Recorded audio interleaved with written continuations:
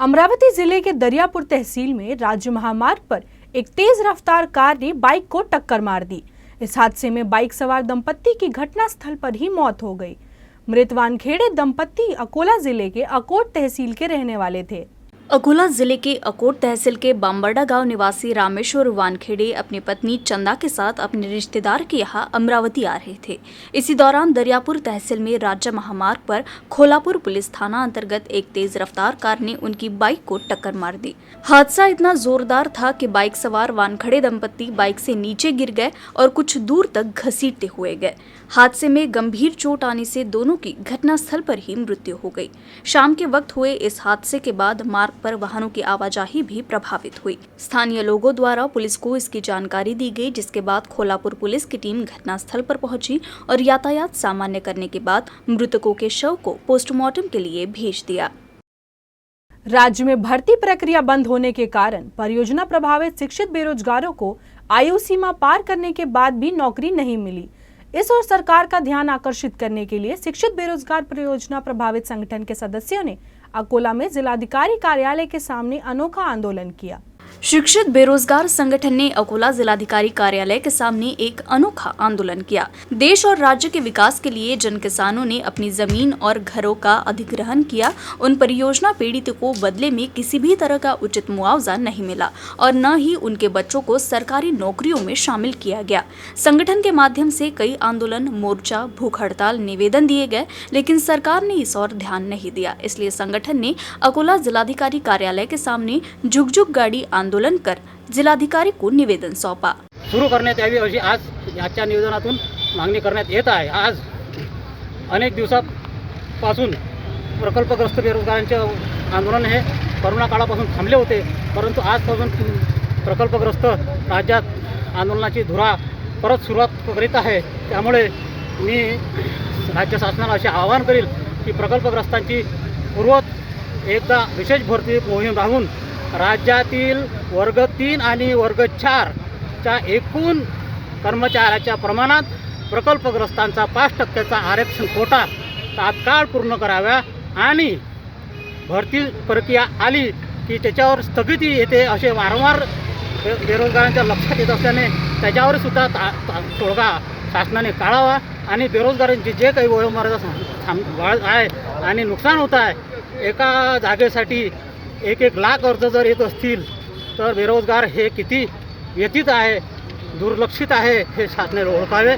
केवळ आश्वासन आणि स्थगिती यावर तात्काळ निर्णय घ्यावा असे आणि भरती प्रक्रिया सुरू करावी, एवढंच या निवेदनाद्वारे आज देण्यात येत।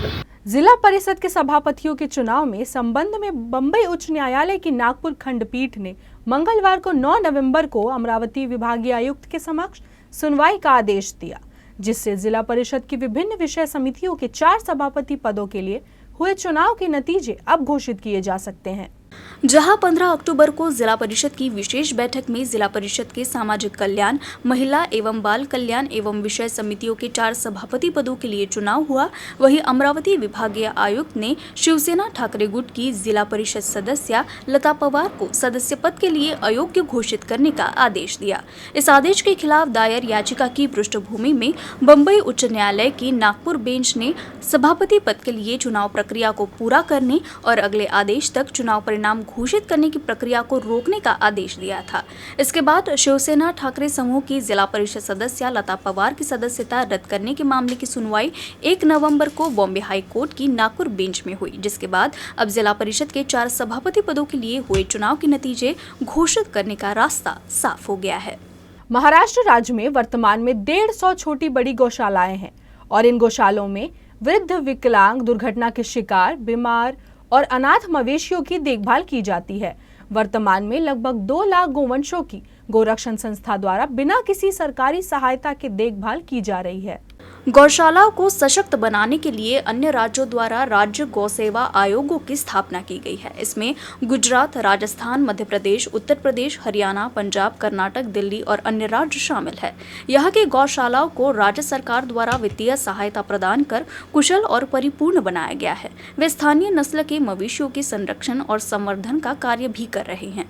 इसी तर्ज पर महाराष्ट्र सरकार द्वारा महाराष्ट्र में गौ सेवा आयोग बनाने के लिए जिले में गौशाला के ट्रस्टियों और गौ सेवकों द्वारा अकोला उपजिलाधिकारी को निवेदन सौंपा गया। कृषी गोसेवा आयोग म्हणजे गोसेवा आयोग स्थापन करावा यासाठी आज माननीय उपजिल्हाधिकारी महोदय श्री संजयजी खडसे यांना निवेदन देण्यात आलं।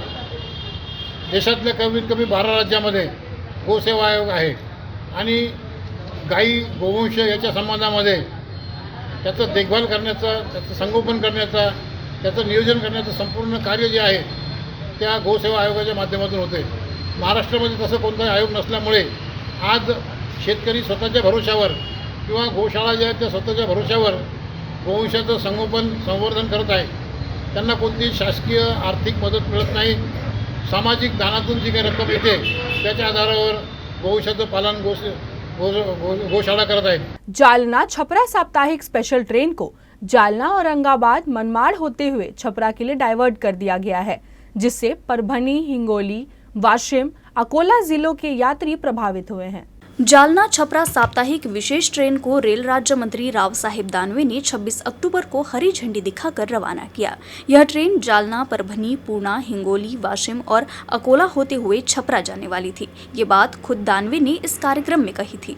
लेकिन औरंगाबाद से बिहार जाने वाले यात्रियों की सुविधा के लिए इस ट्रेन को औरंगाबाद मनमाड़ होते हुए डाइवर्ट किया गया है। इस वजह से सालों पहले ब्रॉडगेज बनने के बाद भी चंद ट्रेनों के चलने से पूर्णा अकोला रूट एक बार फिर उपेक्षित हो गया है। हालांकि इससे केवल औरंगाबाद जिले को फायदा हुआ है, लेकिन परभनी, हिंगोली, वाशिम, अकोला जिलों के यात्री प्रभावित हुए हैं। इस क्षेत्र के यात्रियों को मध्य प्रदेश, उत्तर प्रदेश और बिहार जाने के लिए भुसावल, खंडवा या नागपुर से ट्रेन पकड़नी पड़ती है। यात्री संगठन ने मांग की है कि जालना छपरा एक्सप्रेस को पूर्व नियोजित मार्ग पर भेजा जाए। बुल्ढाना जिले के मलकापुर विधानसभा क्षेत्र के पूर्व विधायक चैनसुख संचेती का वाहन खाम गांव के पास दुर्घटनाग्रस्त हो गया। हादसे के समय चैनसुख संचेती के साथ उनका भतीजा और ड्राइवर भी कार में था, लेकिन तीनों सुरक्षित हैं। मलकापुर विधानसभा क्षेत्र के पूर्व विधायक चैनसुख संचेती की कार का एक्सीडेंट हो गया। संचेती बुल्ढाना से अमरावती जा रहे थे, तभी बोथा गांव के पास सामने से आ रही बस ने संचेती की गाड़ी को जोरदार टक्कर मार दी। संचेती के ड्राइवर नीलेश राजपूत ने सतर्कता दिखाते हुए गाड़ी को नियंत्रण में रखा। संचेती का वाहन बुरी तरह क्षतिग्रस्त हो गया है। संचेती का भतीजा यश सुरेश कुमार संचेती और चालक नीलेश राजपूत सहित संचेती सुरक्षित है। आगामी लोकसभा और विधानसभा चुनाव में पृष्ठभूमि में हाल ही में मुंबई में शिवसेना की एक बैठक हुई थी। इस बैठक में वंचित बहुजन आघाड़ी के अध्यक्ष एडवोकेट प्रकाश अंबेडकर के बारे में चर्चा हुई थी, लेकिन प्रकाश अंबेडकर ने इस पर विराम लगा दिया है। उन्होंने कहा कि हम पिछले 8 दिनों से विदर्भ दौरे पर हैं। उन्होंने यह भी स्पष्ट किया कि वो 10 तारीख तक मुंबई नहीं जाएंगे। विदर्भाच्या दौऱ्यावरती आहे आणि 10 तारखेपर्यंत मुंबईत काही जात नाही आहे। त्याच्यामुळे असणारा विदर्भ, मराठवाडा आणि खानदेश अशा जिल्ह्यांमधला माझा असणारा दौरा आहे। त्याच्यामुळे आपल्याला ह्या बातम्या कुठून लागतात हेच मला जरा कळलं तर अधिक चांगलं होईल। बच्चू कडू और राणा के बीच विवाद पूरे राज्य में पिछले कुछ दिनों में चर्चा का विषय बना हुआ था। चर्चा है कि फडणवीस ने मध्यस्थता के जरिए इसे सुलझा लिया है। इस पर प्रकाश आंबेडकर ने कहा कि विवाद सुलझा लिया गया है और केवल ते मला एवढंच फक्त दिसते की खोका शिल्लक राहिला आहे, आरोप बंद झाले तेवढंच फक्त आहे। राहुल गांधी की पदयात्रा इस समय देश भर में शुरू है। खबरें हैं कि उन्हें लोगों का अच्छा रिस्पांस मिल रहा है और चर्चा है कि इसका असर आगामी चुनाव पर पड़ेगा। इस पर आंबेडकर ने कहा कि नतीजा क्या होगा ये तो राहुल गांधी ही बता सकते हैं। ये पदयात्रा उनकी है। आता हा परिणाम काय आहे तो राहुल गांधींनीच लोकांना सांगावं। आम्ही काय सांगणार त्याच्यामध्ये का पैदल तेच चालतात आहे, लोकांना तेच भेटतात आहेत, अशी परिस्थिती आहे। राज्य लोक सेवा आयोग की परीक्षा पिछले 2 वर्षों में कोरोना के कारण अपेक्षित रूप से आयोजित नहीं की गई थी।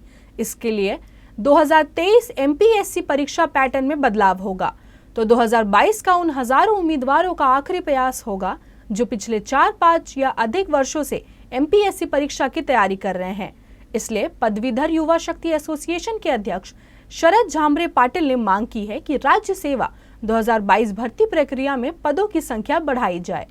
लोक सेवा आयोग द्वारा प्रकाशित विज्ञापन के अनुसार राज्य सेवा परीक्षा 2022 के माध्यम से 21 विभिन्न संवर्गों में 501 पदों पर भर्ती प्रक्रिया आयोजित की गई है। परीक्षार्थियों ने बताया कि इस भर्ती में 11 संवर्ग कोई पद शामिल नहीं है और 21 संवर्ग में कुछ रिक्त पद शामिल नहीं है। शासन से मांग पत्र प्राप्त नहीं होने के कारण यदि राज्य सेवा 2022 भर्ती प्रक्रिया में 21 श्रेणियों में पद और कुछ अन्य रिक्त पदों को शामिल किया जाता है तो प्रारंभिक अनुमान है कि इस पद की संख्या 1000 तक जाएगी। पदवीधर युवा शक्ति एसोसिएशन संघ के अध्यक्ष शरद झांबरे पाटिल ने अकोला के जिलाधिकारी से मुलाकात कर राज्य सेवा 2022 भर्ती प्रक्रिया में पदों की संख्या बढ़ाने की मांग की है।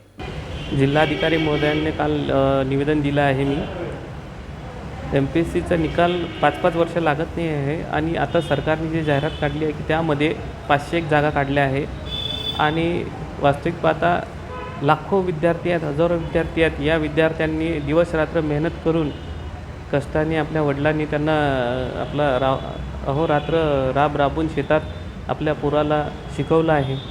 तरी सरकारने आता या विद्यार्थ्यांचा व शेतकऱ्यांचा अंत पाहू नये, ताबडतोब या जागा वाढवण्यात याव्या जेणेकरून सर्वच विद्यार्थ्यांना त्याचा न्याय मिळेल। शेगांव में भी महाड़ा क्षेत्र के नागरिकों ने विभिन्न मांगों को लेकर शहर के गांधी चौक परिसर में रास्ता रोको आंदोलन किया।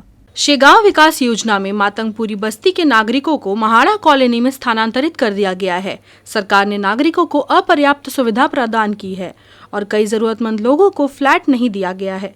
इस कारण महाड़ा क्षेत्र के नागरिकों ने रास्ता रोको आंदोलन किया। शहर के गांधी चौक इलाके से पुलिस ने महिलाओं सहित 100 से अधिक लोगों को हिरासत में लिया। महाड़ा कॉलोनी क्षेत्र के नागरिकों को जिस मकान में वे रह रहे हैं उनकी 7वीं और 8वीं मंजिल अभी भी खाली है। महाड़ा कॉलोनी के खाली फ्लैटों को खलारवाड़ी के बेघरों को देने की मांग को लेकर नागरिकों ने आंदोलन किया।